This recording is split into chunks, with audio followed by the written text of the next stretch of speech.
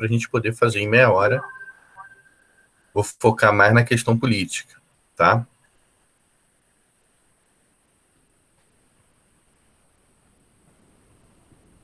Vocês estão conseguindo ver a apresentação? Pode digitar se quiser, porque eu vejo aqui pelo do meu filho se está...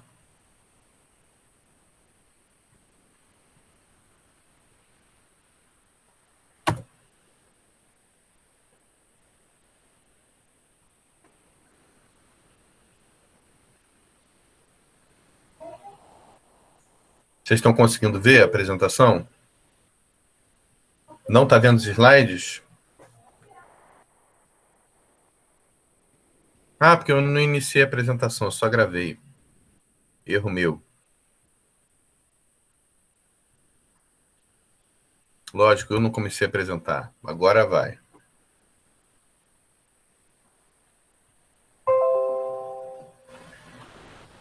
Bom, estão vendo, né? Estão conseguindo ver? Ótimo, excelente. Bom, beleza, vamos lá. Primeiro, eu tenho alguns elementos para falar aqui. Isso é uma pintura feita já dentro da União Soviética, então, sobre o momento de 1917, da Revolução Russa, então mostra os trabalhadores altivos, né, pegando material no chão, enfrentando os opressores. É a visão bem positiva e idealizada dessa revolução, né, como um início heróico e tal. Tem ali a bandeira vermelha.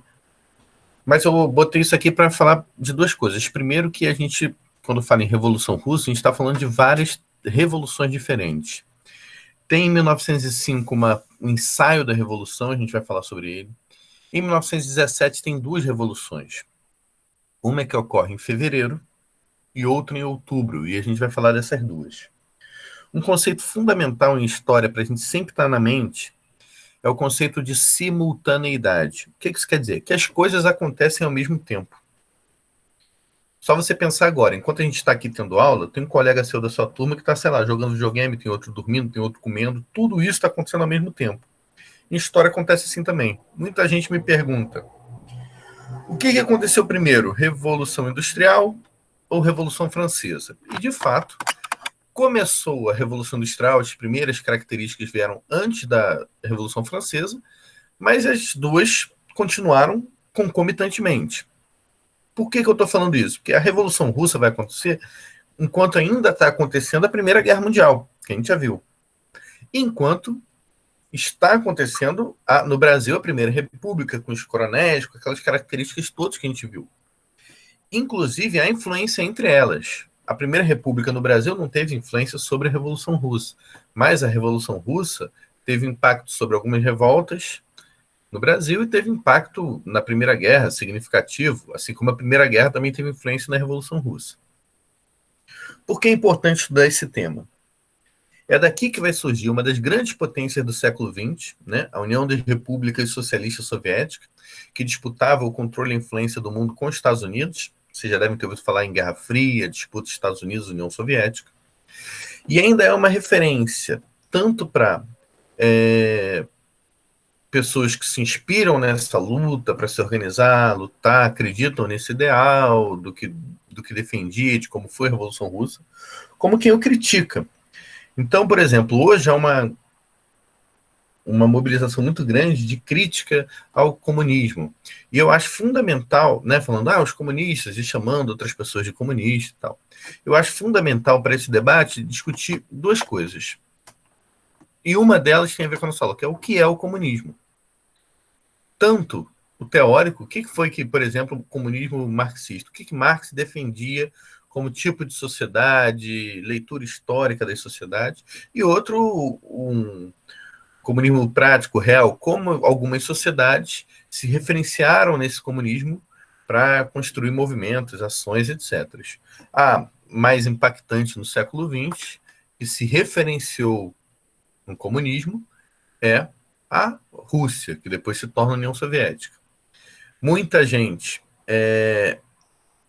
entre os movimentos, pessoas se reivindicam como comunistas, muita gente exalta a Revolução Russa e exalta o governo russo, Muita gente critica tanto a Revolução Russa em si, o estopim, quanto o governo russo, e tem gente que elogia a Revolução Russa, mas acha que depois ela se degenerou.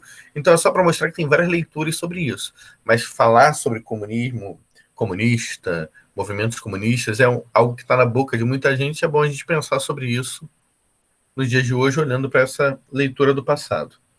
Vamos lá que eu vou focar mais nas questões políticas, tá? Para a gente avançar. A Rússia, até 1917, ela era governada pelo czar. Czar é o imperador. Czar seria uma tradução de César, né? O título do imperador romano. Então, ele era o imperador russo, imperador no absolutismo monárquico. Concentrava todo o poder.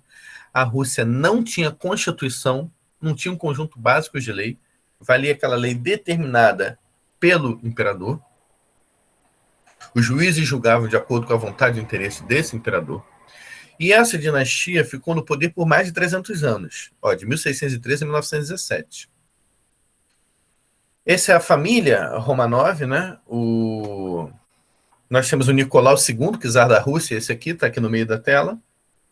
Temos aí a família Romanov, todos foram mortos em 1917, em julho de 1917. A gente vai falar disso rapidamente depois. Mas era a família que governava a Rússia até então, com controle e poder absoluto. A Rússia tinha 80% da população no interior e uma desigualdade muito grande, né? Muitas terras concentradas na mão de pouca gente, né? E muitos camponeses pobres trabalhando nessas terras. Até 1861... Espera aí que tem um... Pode ser... Eu vou voltar aqui. Acho que alguém pediu para participar. Deixa eu ver aqui. Deixa eu autorizar. Vou só autorizar aqui 2 pessoas a participar. Podemos... Vou voltar para a tela, tá? Beleza, gente, bem-vindos. Vou voltar aqui para a tela para o slide de apresentação. Qualquer dúvida pode mandar mensagem, pode mandar áudio, que eu estou aqui de olho. Vou voltar aqui para a apresentação.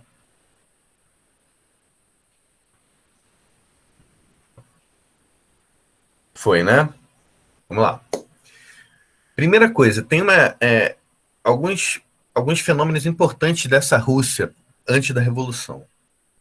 Primeiro que até 1861, até metade do século XIX, né, tinha um regime de servidão. Ou seja, assim como na Idade Média de alguns países, o servo estava vinculado à terra, tinha que pagar taxa ao dono da terra, não podia sair daquela terra, tinha que trabalhar ali a vida toda, passar para o seu filho, que pagava também taxas, ganhava só parte da produção, o resto ficava para o dono da terra. Então era um modelo ainda muito... que já tinha sido abandonado, tanto no fim da Idade Média, quanto definitivamente com a Revolução Industrial.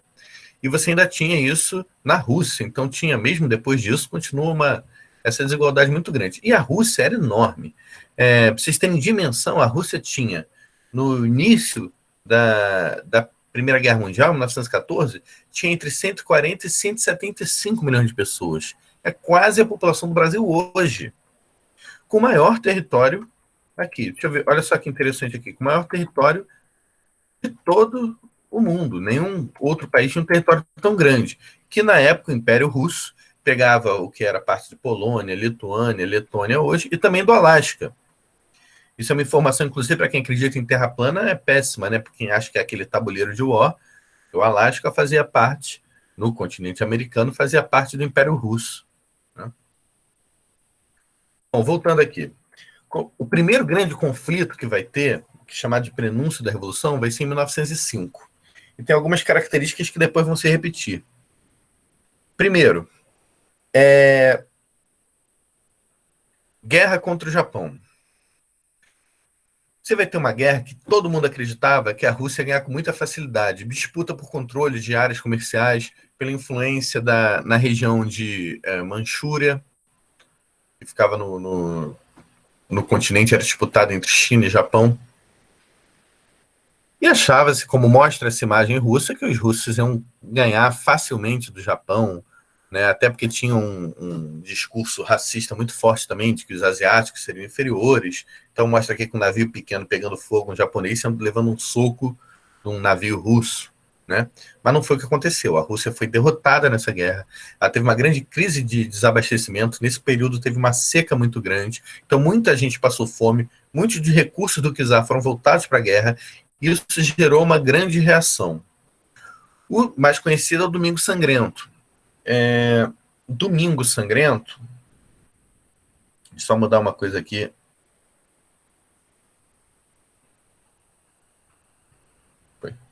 Domingo Sangrento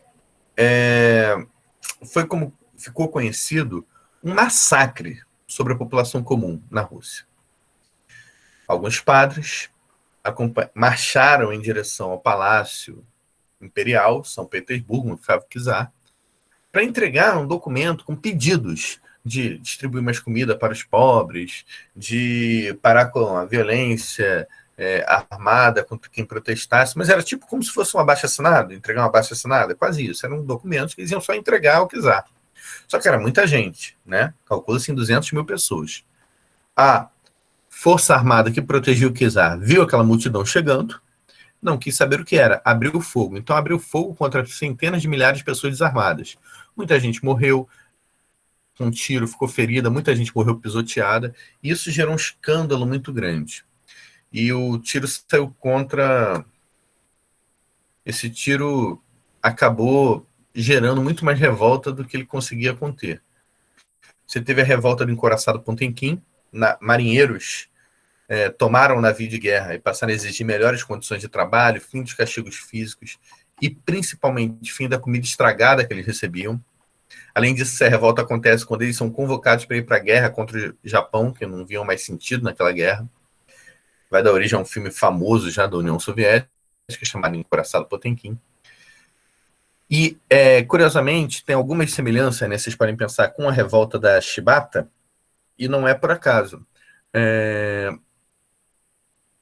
Os brasileiros da revolta da Chibata sabiam do Encouraçado Potemkin, falavam sobre isso, tem documentos mostrando isso, e encontraram com marinheiros russos no mar Mediterrâneo, em trocas comerciais, e os marinheiros, mesmo não falando a língua do outro, eles comunicavam, tinham estratégias para se comunicar e sabiam dessa revolta. Então, a revolta da Chibata no Brasil em 1910 teve também influência dessa revolta da Marinha. Então, você tem aí revolta de soldados contra as comidas e não querendo ir para a guerra. Você tem aí as pessoas marchando, grupos marchando e sendo massacrados. E nas cidades você teve grandes organizações de trabalhadores das fábricas fazendo grandes greves, paralisações. É importante entender o seguinte: imagina uma população aí de 170 milhões de pessoas. A gente está falando que a grande maioria da população está no campo. Mesmo assim, na cidade, você tem uma grande massa de pessoas, de operários, em algumas fábricas que já eram significativas. Fábrica de petróleo da Rússia era, na época, a maior do mundo. E a gente está falando de, proporcionalmente à população, pouca gente, mas muita gente em termos de mobilização, mais de 1 milhão de operários. E eles começaram a se organizar pelas fábricas. Teve greves que tomaram mais de 400 mil trabalhadores, paralisaram as produções, e começaram a se organizar no que foi chamado de sovietes. O que era isso? Você tinha em cada fábrica organização desses trabalhadores. Eles elegiam representantes para o soviete dos trabalhadores da região, soviete de São Petersburgo, por exemplo. Então ia lá representante da fábrica de sapatos, representante da fábrica de tecidos, representante da fábrica de armamentos e por aí vai.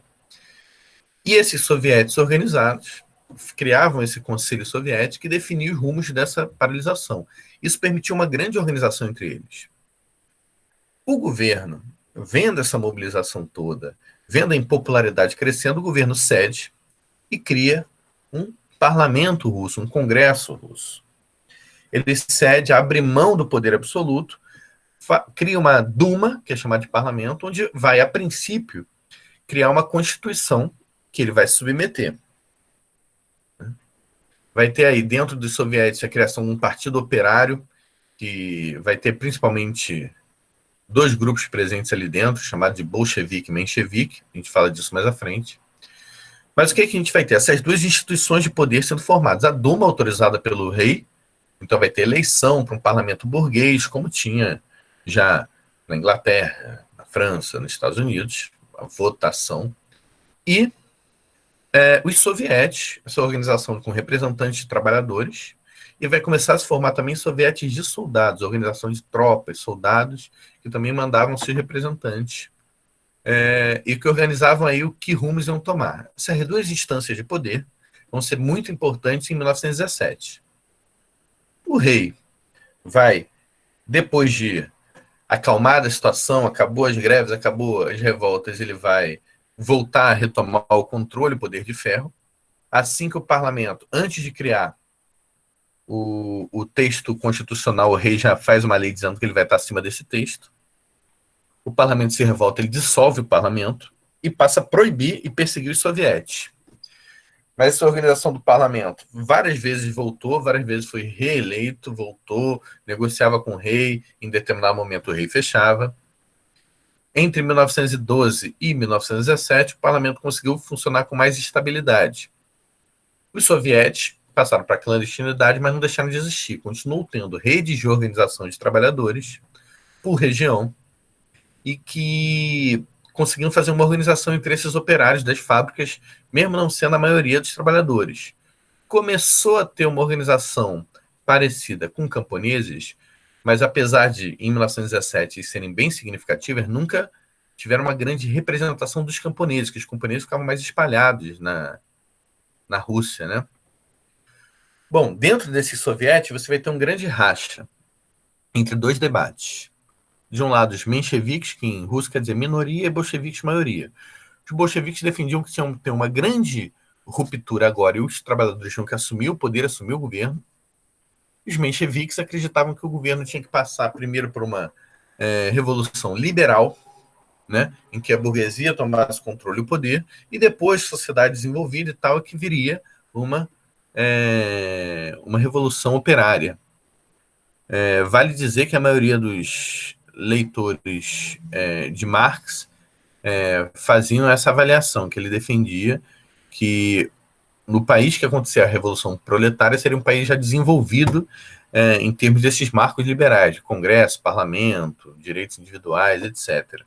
Então muita gente apostava numa revolução, por exemplo, ou na Inglaterra, ou mesmo na Alemanha, que tinha uma indústria muito forte, mas onde de fato ela foi acontecer foi num país semi-feudal, que é a Rússia.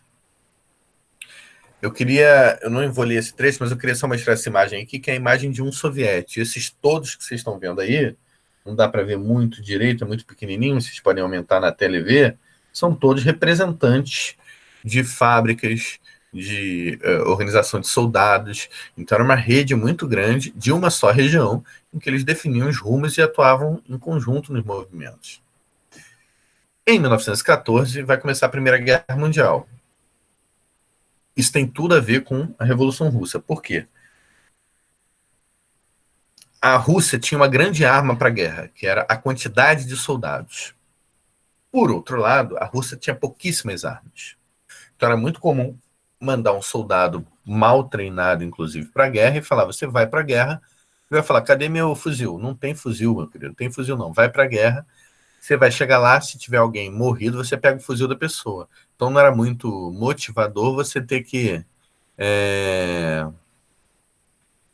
lutar uma guerra em que você conseguiria uma arma do seu compatriota se tivesse morto, para mandar para o fronte de batalha assim, com a rede de distribuição de comida da Rússia estava muito debilitada, demorava a chegar o alimento. É muito comum um relato de soldados dividindo o mesmo armamento, cada um atirava um pouco. E você vai ter uma inflação muito grande, o alimento que vai ser voltado para a guerra, para atender os soldados, vai faltar para o restante da população, e você começa, desde 1915, 1916, você já tem fortes movimentos para a Rússia sair da guerra, e movimentos de críticas muito grandes ao governo, inclusive dentro do exército, dentro da polícia. Essa é uma cena marcante disso, né? Que é os soldados fugindo do fronte de batalha, se recusando a lutar, muitas vezes por causa de gritos, falando assim, os alemães vão avançar, e aí fugia, debandava em massa, e os oficiais não conseguiam controlar essa debandada, né? O que vai acontecer em 1917? Você já tem a situação de fome, você tem a situação de uma crítica muito grande à participação da guerra, e vai ter várias mobilizações de trabalhadores. Para eles, isso é um detalhe importante vocês saberem, que o calendário que eles seguem não é o nosso calendário. Então, para a gente, para eles aconteceu em 23 de fevereiro de 1917, a onda de greves. Para o nosso calendário, seria 8 de março, e começa com luta de mulheres mesmo. 8 de março já era considerada, por organização de trabalhadores, o dia de luta da mulher socialista. Aqui, eles vão... mulheres, uma fábrica de tecidos, vão começar um movimento para lutar por melhores condições de trabalho, por creches, etc. Curiosamente, a greve que vai acontecer no Brasil na mesma época também foi puxada por mobilizações de mulheres. E os soviéticos tiveram que decidir se apoiavam essa greve, se entravam também em greve ou não. As greves se espalharam. O governo, quando massa dessa população em greve foi para derrubar o palácio do governo, as tropas aderiram à revolta. Os soldados estavam muito satisfeitos com o governo, então vários soldados se bandearam para o lado dos revoltosos, e aquele poder absoluto, né? Quem foi meu aluno ano passado sabe, o poder absoluto de um rei é muito delicado, ele depende também de várias estruturas de poder, dele mandar o exército obedecer. Quando não tem essa obediência, ele perde essa força. O Nicolau II abdica do trono e é formado um governo provisório, que você tinha a participação de liberais burgueses, mencheviques, essa minoria que estava presente nos soviéticos, né? E depõe, retira Nicolau II. Como eles queriam o apoio à aliança de outros países capitalistas com tendências liberais, como Estados Unidos, como a França, como a Inglaterra, eles precisavam do apoio desses países e não podiam sair da guerra. Então eles entram no governo, assumem o governo e, por acordos, se mantêm na guerra. Se mantém na Primeira Guerra Mundial. Só que era essa a principal crítica da população naquele momento, era as pessoas morrendo de fome, não terem comida, e os soldados se matando numa guerra que eles não viam muito sentido. Então isso tornou esse governo muito impopular. E entra aquele debate, né? Aqui estava resgatado a Duma, o parlamento, né? Que era de onde vinha essa fonte do poder do governo. E cresciam, se espalhavam cada vez mais os sovietes. Os sovietes, organizados principalmente por esses bolcheviques, com a liderança de uma figura chamada Lenin, que vai lançar as teses de abril de 1917. Ele vai defender os bancos passarem a ser o controle do Estado, dos trabalhadores, as fábricas serem controladas pelo operário, via Estado, os latifúndios serem distribuídos para os camponeses e que a Rússia saísse da Primeira Guerra. Isso tudo era resumido na palavra de ordem: pão, paz e terra. Pão, garantia de alimento para essa população passando fome.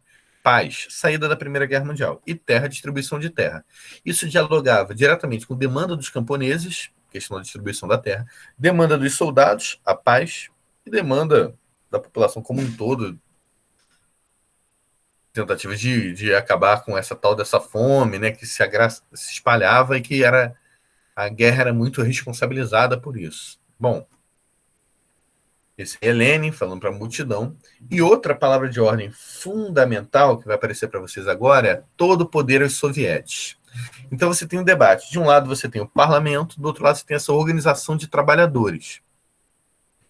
O que vai acontecer? O próprio parlamento vai perder autoridade para organizações de trabalhadores em vários momentos. Por exemplo, vai pedir para esses soviéticos, que tinham muitos soldados ali, para debelar algumas revoltas de grupos de fazendeiros e tal, aliados ao czar ainda.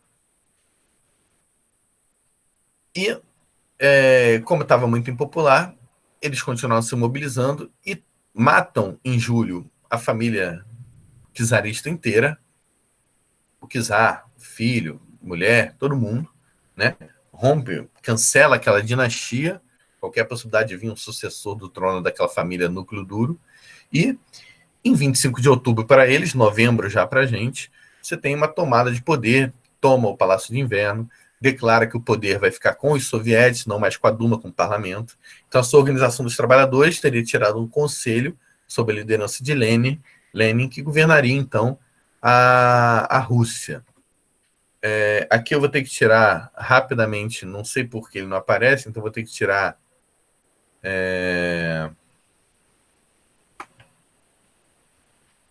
rapidamente desse slide maior, só para fechar aqui, coisas importantes. Primeiro, você vai ter duas lideranças que vão crescer com Lenin, né? Trotsky, que vai estar na guerra, controlando os exércitos soviéticos, soviético não, desculpa, os exércitos russos, ainda não era União Soviética, e Stalin, que vai ser uma liderança naquela burocracia política estatal que vai começar a surgir, né? Começa a surgir um comando partidário que vai tentar, inclusive, controlar esses sovietes, essa instância de poder. A Rússia cumpre o que defendia e bradava, sai da Primeira Guerra, faz um tratado em que entrega todas as terras em disputas para a Alemanha, estatiza os bancos e as indústrias, inicia alguma reforma agrária, distribuição de terras, e começa um grande conflito. De um lado, o Exército Vermelho, o exército desses soldados aliados apoiando a Revolução Russa, e do outro lado, o Exército Branco. Entrava aqui apoiadores do liberalismo, entrava aqui, e do parlamento, entrava aqui apoiadores do czar, entrava aqui os outros governos, França, Inglaterra, que apoiavam o Exército Branco, financiavam, principalmente depois da Primeira Guerra. Vou botar aqui no slide, vou botar na apresentação novamente. Não sei porque aquele slide lá não aparece em apresentação. Bom, e você vai ter você tem a Revolução Russa, tomada de poder pelos soviéticos, para tentar sair da Primeira Guerra Mundial, em defesa de pão, de paz, de terra. Dessas três bandeiras, teve alguma reforma agrária, alguma distribuição de terra, mas não teve nem pão nem paz. Por quê? Porque você tem essa guerra civil, essa guerra interna na Rússia. Sai da Primeira Guerra, mas tem 3 anos de guerra com muitos mortos. Morreu muito mais gente na Rússia por causa dessa guerra civil entre vermelhos, exército que apoiava a Revolução Russa de Lenin, e brancos, são os opositores, e de fome, doenças, do que morreu na Primeira Guerra Mundial. E foi estabelecido aqui um comunismo de guerra, em que toda a produção de grãos, pequenos proprietários, era controlada pelo governo da Rússia, e era usado, inclusive, para financiar armas, comprar armas, e poder lutar essa batalha contra os brancos até em 1921, que há essa vitória. Eles conseguem derrotar os grupos brancos organizados. Você ainda vai ter algumas revoltas, porque o governo já construído um partido único com a bandeira de que era o partido dos soviéticos, né? Partido que responderia pelos soviéticos, com a tentativa de controle dessa cúpula partidária desses soviéticos, dessa organização de trabalhadores. Isso vai gerar outras revoltas, né? A revolta de outros grupos, inclusive de esquerda, anarquistas, etc. Você tem a revolta dos marinheiros, tem uma revolta na Ucrânia, de grupos tanto nacionalistas, que queriam separar essas regiões da Rússia, quanto grupos que queriam poder atuar livremente no soviético sem o controle do governo. Então, por exemplo, os marinheiros queriam, entre as bandeiras estavam soviéticos livres, organizações de trabalhadores sem controle do governo, né? Liberdade de expressão e de imprensa, que não fosse censurado.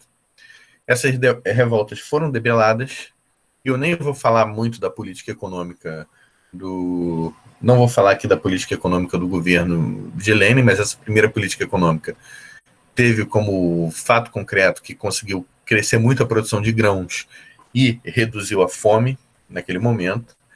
Mais importante, temos políticos que, com controle de várias regiões, o que era a Rússia antes, passa a se chamar União das Repúblicas Socialistas Soviéticas.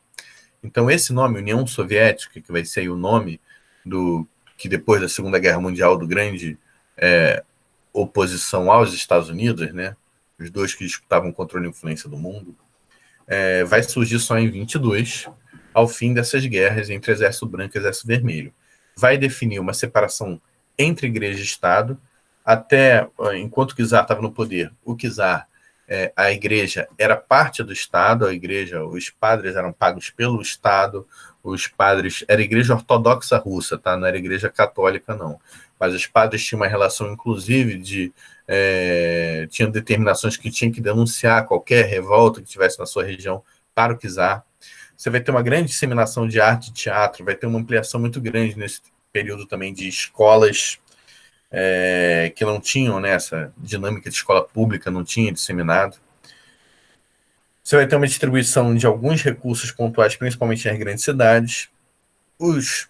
Tanto os bancos quanto a indústria passam a ser nacionalizadas. A princípio, a empresa privada, a grande indústria, deixa de existir. Vai existir ainda o pequeno comércio e idas e voltas, mas nesse momento, em 22, a pequena propriedade de terra. E o Comitê Central do Partido Comunista aí vai tentar controlar agora para impedir que os sovietes, por exemplo, que tinham se organizado para tomar esse poder, que esses sovietes tenham liberdade muito grande e que não fiquem sob o controle do Partido Comunista. Então, o Partido Comunista para controlar essa organização de trabalhadores. Não vou entrar nos outros debates aqui. Só quero falar que você vai ter uma disputa muito grande depois da morte de Lenin entre duas lideranças, Trotsky, que comandou o Exército Vermelho contra o Exército Branco, e Stalin, que estava dentro da burocracia do Partido Comunista como uma liderança de articulação interna ali. Eles vão ter um grande debate, né? O Trotsky defendia que a Revolução Russa só estaria segura se conseguisse se espalhar por trabalhadores de outros países, da China, da Europa, principalmente das fronteiras. E o Stalin defendia que você tinha que fortalecer primeiro o socialismo na Rússia, para depois pensar em outros países. Stalin vence a disputa política, Trotsky é exilado, e depois, esses são os três, né? Lenin no meio, Stalin com esse chapéu aí militar, e Trotsky de óculos, e muitos anos depois ele vai ser o Trotsky vai ser executado a serviço do Stalin, tá? Poderia também falar aqui do governo, o governo Stalin foi um governo gigantesco, não vou falar muito, só quero enfatizar. Deixa eu ver um negócio aqui, entrou alguém agora? Essa altura do campeonato, deixa eu ver.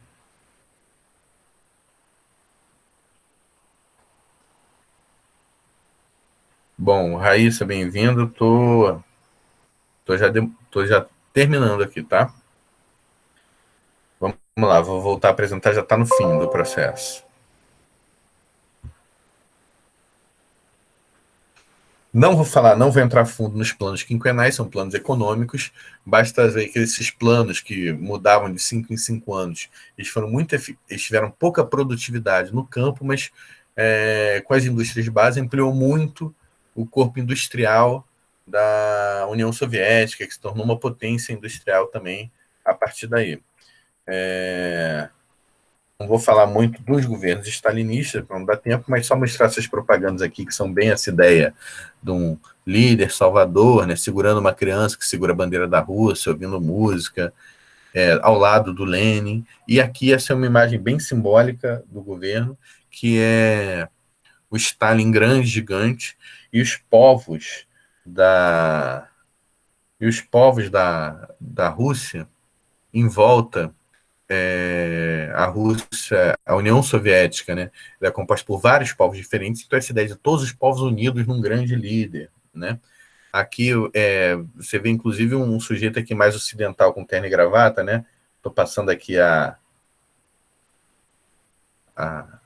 setinha nele, parece um pouco até o Sérgio Moro. Essa ideia de que os povos mais ocidentalizados, os povos com suas tradições, todos seguindo o grande líder. Então, é essa ideia. E aqui um resumo para a gente fechar, né? Você tem, só para a gente ter ideia geral, na Revolução Russa você tem, primeiro, o czarismo antes da Revolução, o rei com poder absoluto. Você tem, eles tinham oposição política, vai surgir aí os mencheviques, bolcheviques. Você vai ter a guerra com o Japão, que vai dar origem em 1905 ao Domingo Sangrento, vai ter a Revolução de 5, movimentação, criação da Duma, que era o parlamento, e dos soviéticos, a Organização dos Trabalhadores. Vem a Primeira Guerra Mundial, você tem uma grande ruptura por causa da fome, a revolta contra a greve. Primeiro, uma grande ruptura liberal, com o parlamento, a Duma, controlando o governo, com a abdicação do Nicolau II, do czar. Como eles continuaram na guerra, continuaram muito impopular, e os bolcheviques crescem em força, lançam as teses, Lenin lança as teses de Abril, tomam o poder em outubro do mesmo ano, tá? Acabam com a guerra, começa a guerra civil interna e implanta aí esse modelo de socialismo dentro dessa Rússia que depois se torna a União Soviética. Aqui mostra também a disputa entre Trotsky e Stalin. Essa disputa se dá até hoje. Tem grupos que se referenciam como stalinistas, tem grupos que se referenciam como trotskistas, e tem grupos de pessoas de comunistas que se chamam leninistas. Falam nem nenhum nem outro, é uma coisa mais anterior, né? Isso entre vários outros milhares de grupos que existem, né? Só para dar uma noção geral, eu tentei focar mais na questão política, não sei se consegui, não sei se foi eficaz, porque, enfim, a gente tem aí eu foquei mais na questão política, um pouco na questão econômica, porque é muita informação, mas eu espero que tenha dado uma noção do todo. Maria Bianca, eu fiquei até curioso.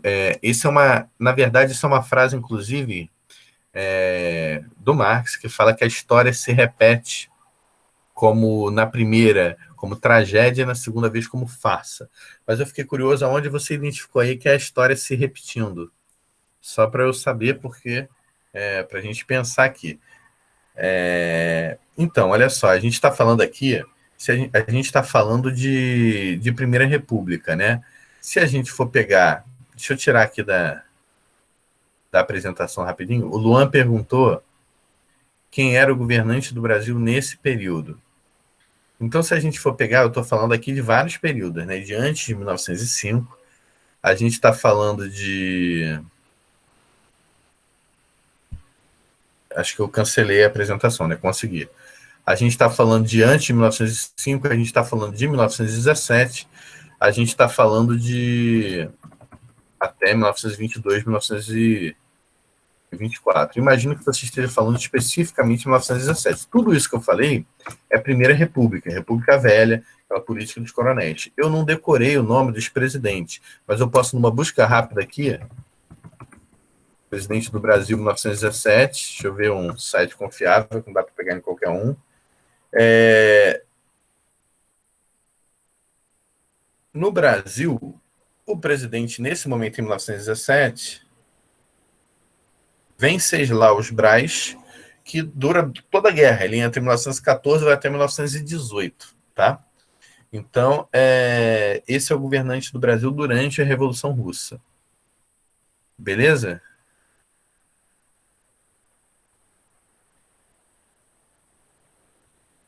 Tudo bem? Então, vou até escrever aqui Venceslau Braz, naquela política do café com leite, né? Partido Mineiro e Partido Paulista, Partido Republicano Paulista. Ele fica exatamente o período da guerra, né? No cargo no Brasil. Beleza? Pessoal, alguma dúvida disso? Maria Bianca, eu fiquei curioso, depois eu queria que você me explicasse aí aonde você identificou nesse momento, que é uma análise que muita gente faz, muitas vezes, mas onde você identificou essa ideia da história se repetindo, tá? Bom, galera, é isso. Tentei fazer em 30 minutos, passou aí em 5 minutinhos, mas eu espero que tenha dado uma noção geral melhor. E eu acho que eu vou botar essa aula aqui, que eu acho que foi melhor, gravada no YouTube, para quem quiser ver depois, ok?